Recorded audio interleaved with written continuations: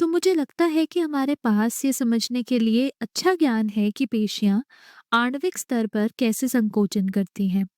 अब आइए एक कदम पीछे लें और समझें कि पेशियां कम से कम संरचनात्मक रूप में कैसी दिखती हैं, या वो उन चीजों से कैसे संबंधित हैं जिन्हें हम सामान्यतः पेशियों के साथ जोड़ते हैं। तो चलिए, मैं यहाँ एक फ्लेक्सिंग बाइसेप्स बना रही हूँ। बाइसेप एक बड़ी मांसपेशी है जो कंधे और कोहनी के बीच ऊपरी भाग के सामने वाले हिस्से में स्थित होती है। ये किसी का बाइसेप फ्लेक्स करना है, ये उनकी कोहनी है, और मान लेते हैं ये उनकी हथेली है। ये उनका बाइसेप्स है और ये फ्लेक्स हो रहा है। मुझे लगता है कि हम सभी ने देखा है कि पेशियां कम से कम बड़े स्तर पर कैसे दिखती हैं। ये दोनों सिरों पर हड्डियों से जुड़ी होती हैं।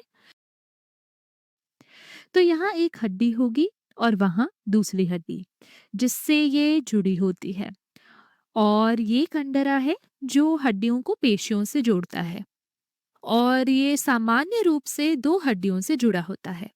जब ये संकोचन करती हैं तो ये हमारे कंकाल तंत्र के किसी भाग को हिलाती हैं। हम यहाँ वास्तव में कंकाल पेशियों पर ध्यान केंद्रित कर रहे हैं। अन्य प्रकार की पेशियां हैं चिकनी पेशियां और हृद पेशियां। हृद पेशियां वो हैं, जैसा कि आप कल्पना कर सकते हैं, जो हमारे हृदय में होती है। और चिकनी पेशियां ये अधिक अनैच्छिक, धीरे धीरे चलने वाली पेशियां होती हैं, जैसे कि हमारे पाचन तंत्र में। लेकिन अधिकांश समय जब लोग पेशियों के बारे में बात करते हैं तो हम उन्हें कंकाल पेशियों से जोड़ते हैं, जो हमारे कंकाल तंत्र को हिलाने में मदद करती हैं। यही वो पेशियां हैं जो हमें दौड़ने, उठने, बोलने और काटने में मदद करती हैं। अब अगर मैं उस बाइसेप्स का एक अनुप्रस्थ काट यानी कि क्रॉस सेक्शन लूं और उसे बड़ा करके दिखाऊं तो ये कुछ इस तरह दिखेगा। ये अनुप्रस्थ काट उस पेशी का अंदरूनी भाग दिखाएगा। यहाँ हमारे पास कंडरा था और वास्तव में एक एपिमाइसियम नामक कवच होता है। कंडरा और इस पेशी के चारों ओर के कवच के बीच कोई सख्त विभाजक रेखा नहीं होती है, लेकिन उस कवच को एपिमाइसियम कहा जाता है। एपिमाइसियम वास्तव में एक संयोजी ऊतक है जो पेशी को ढकता है, सुरक्षा प्रदान करता है और पेशी तथा उसके चारों ओर की हड्डियों और अन्य ऊतकों के साथ घर्षण को कम करता है। और फिर इस पेशी के अंदर भी संयोजी ऊतक होता है। ये छोटे छोटे भागों में विभाजित हो जाता है, जिन्हें हम शायद तंतु कह सकते हैं, और इससे पेरीमाइसियम कहते हैं। ये भी पेशी के अंदर का संयोजी ऊतक है, पेरीमाइसियम। तो ये सब कुछ जो पेरीमाइसियम के अंदर है, मान लें कि यदि हम इन चीजों में से एक को बाहर निकालें और इसे थोड़ा और आगे बढ़ने दें, तो अगर हम इसे यहाँ से बाहर निकालें जिसे पेरीमाइसियम विभाजित कर रहा है और इसे बाहर खींचें, ये सब पेरीमाइसियम है। ये सिर्फ संयोजी ऊतक के लिए एक फैंसी शब्द है। पेरीमाइसियम के अंदर अन्य चीजें भी होती हैं।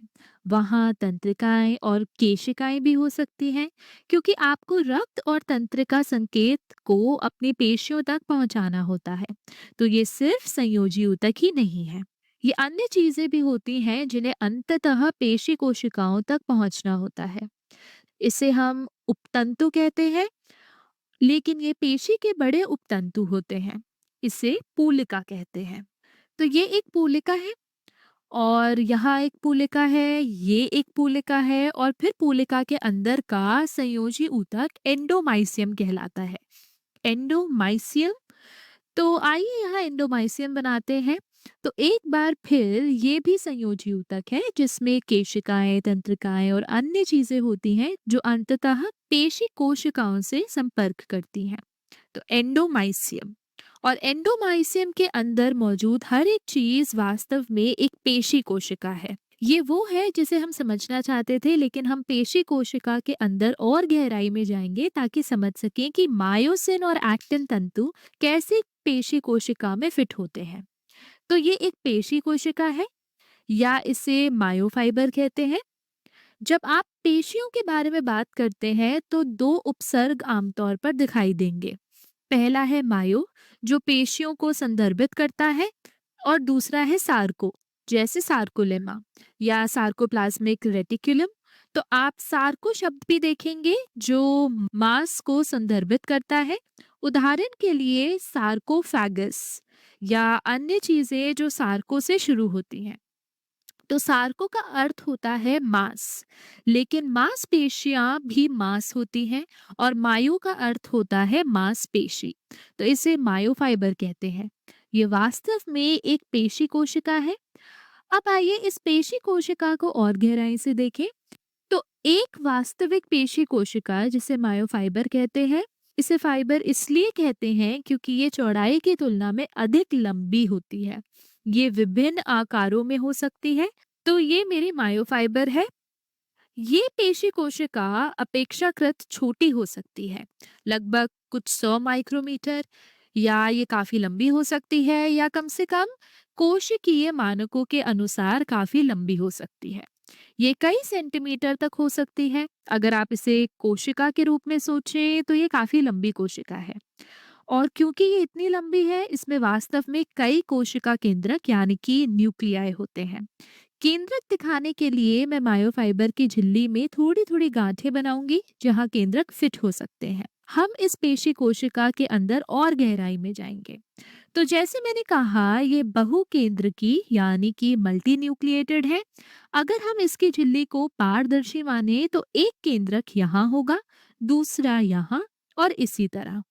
इसका कारण ये है कि बड़ी लंबाई में आपको प्रोटीन के एक केंद्रक से कोशिका के दूसरे छोर तक पहुंचने का इंतजार नहीं करना पड़ता। आप वास्तव में डीएनए की जानकारी उस स्थान के पास रख सकते हैं जहां इसकी आवश्यकता है। तो ये बहु केंद्र की होते हैं। मैंने पढ़ा था कि औसतन प्रत्येक मिलीमीटर पेशी ऊतक में लगभग 30 केंद्रक होते हैं। हालांकि मुझे यकीन नहीं है कि ये पूरी तरह से सही है, लेकिन ये केंद्रक पेशी कोशिका की झिल्ली के ठीक नीचे होते हैं। तो आपको याद होगा कि इसे पिछले वीडियो में क्या कहा गया था। सही, पेशी कोशिका की झिल्ली को सार्कोलेमा कहते हैं। और अगर आप इसके अंदर जाएं, इसके अनुप्रस्थ काट को देखें, तो इसके अंदर और भी नलिकाएं यानी कि ट्यूब्स होती हैं। इन नलिकाओं को पेशी तंतु कहते हैं।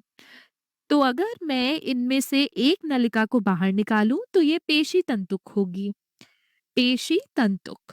और अगर आप इसे प्रकाश सूक्ष्मदर्शी से नीचे देखें तो आप देखेंगे कि इसमें पट्टियां यानी कि स्ट्राइएशंस भी होते हैं। आप इन पट्टियों को देख सकते हैं। पट्टियां यानी कि स्ट्राइएशंस कुछ इस प्रकार दिखती हैं। पतली पट्टियां, मोटी पट्टियां, और इस प्रकार की संरचना। इन्हीं पेशी तंतु के भीतर हमें मायोसिन और एक्टिन तंतु मिलते हैं। अब आइए इस पेशी तंतु को और गहराई में देखें। हम इसे तब तक जूम करते हैं जब तक कि हम आणविक स्तर तक ना पहुंच जाएं। ये पेशी तंतु, जो कि याद रखें मायोफाइबर या पेशी कोशिका के भीतर होता है। मायोफाइबर एक पेशी कोशिका है। पेशी तंतुक वो नलिका है जो पेशी कोशिका के भीतर होती है, और ये वही है जो वास्तव में संकोचन करती है। यदि हम एक पेशी तंतुक को जूम करें तो ये कुछ इस प्रकार दिखेगा। इसमें बैंड्स होंगे। ये बैंड्स कुछ इस प्रकार दिखेंगे। तो छोटे बैंड जिन्हें आई बैंड कहते हैं, और चौड़े बैंड जिन्हें ए बैंड कहते हैं। और आप देखेंगे कि ये बैंड एक नियमित पैटर्न में व्यवस्थित हैं। प्रत्येक दोहराई जाने वाली इकाई को सार्कोमियर कहा जाता है। और ये सार्कोमियर एक जेड रेखा से दूसरी जेड रेखा के बीच होती है। ये नाम तब रखा गया जब वैज्ञानिकों ने इसे सूक्ष्मदर्शी के नीचे देखा था, और इन रेखाओं को पहचानने के लिए उन्होंने ये नाम दिया। अब इन बैंड को समझने के लिए आइए सार्कोमियर को और गहराई से देखें। जेड रेखाएं उस संरचना को बनाती हैं जहां एक्टिन तंतु जुड़े होते हैं। एक्टिन तंतु पतले होते हैं और जेड रेखाओं से निकलते हैं। मैं इन्हें यहाँ दिखाती हूँ। ये है एक्टिन तंतु जो जेड रेखाओं से जुड़े होते हैं। अब एक्टिन तंतु के बीच में मायोसिन तंतु होते हैं। मायोसिन तंतु मोटे होते हैं और उनके सिरों पर छोटे छोटे हेड्स यानी कि सिर होते हैं। ये सिर एक्टिन तंतुओं पर घिसटने के लिए बनाए गए हैं। तो यहाँ मायोसिन तंतु हैं जो ए बैंड का निर्माण करते हैं। ध्यान दें कि ए बैंड वो क्षेत्र है जहां मायोसिन और एक्टिन तंतु आंशिक रूप से एक दूसरे पर अधिव्यापन करते हैं। आई बैंड इसके विपरीत वो क्षेत्र है जहां केवल एक्टिन तंतु होते हैं, मायोसिन नहीं।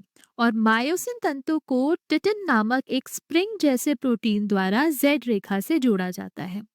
अब जब मोटर तंत्रिका कोशिका एक संकेत भेजती है तो एक्शन पोटेंशियल यानी कि क्रिया विभव उत्पन्न होता है। ये सार्कोलेमा के साथ यात्रा करता है और टी ट्यूब्यूल के माध्यम से सार्कोप्लाज्मिक रेटिकुलम को सक्रिय करता है। सार्कोप्लाज्मिक रेटिकुलम कैल्शियम आयन जारी करता है। ये कैल्शियम आयन ट्रोपोनिन से जुड़ते हैं जो ट्रोपोमायोसिन को हटाते हैं। ट्रोपोमायोसिन के हटने के बाद मायोसिन के सिर एक्टिन तंतु से जुड़ सकते हैं। एटीपी का उपयोग करके मायोसिन के सिर एक्टिन तंतुओं पर घिसटने लगते हैं। जब मायोसिन और एक्टिन इस प्रकार से जुड़ते हैं और खिंचाव बनाते हैं तो सार्कोमियर छोटा हो जाता है। ये प्रक्रिया पूरी पेशी को संकोचन की स्थिति में ले आती है। जब ये प्रक्रिया सभी पेशी तंतुक में होती है तो पूरी पेशी कोशिका और अंततः पूरी पेशी संकुचित हो जाती है। तो ये संकोचन केवल कुछ मायोफाइबर में होता है, तो ये एक हल्का संचालन यानी कि ट्विच उत्पन्न करता है।